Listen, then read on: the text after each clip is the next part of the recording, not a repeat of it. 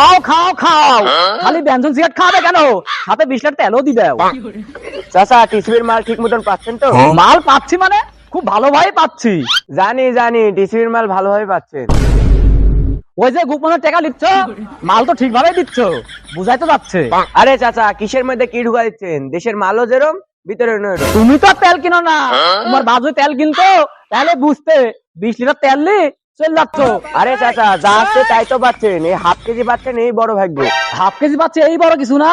আরে বাপু তুমি আমার কথা শুনে যাও, এই হাফ কেজি তেলে গোটা মাস কি চলে? হ্যাঁ ঠিকই আছে, পরিবার প্রতি হাফ কেজি। এখানে কেউ কথা বলছেন, আপনি কথা বলছেন কে বাপু? আমার জ্বালা পাই দিছে। আপনি চুপ করেন তো। তুই চুপ থাক, 2 টাকা দারোগা। আপনি কে বাপু? আপনি কে? এত বিয়াদব কে? তুই কাকে বিয়াদব করলি?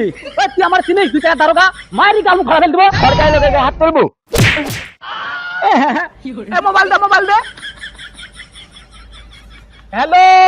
হ্যাঁ আসসালামু আলাইকুম। ওয়ালাইকুম আসসালাম। কুদ্দুস নাকি রে? হ্যাঁ আমি কুদ্দুস। 2 টাকা দারোগা আমাকে জ্বর মেরে গাল মুখ সব ঘুরাই দিছে।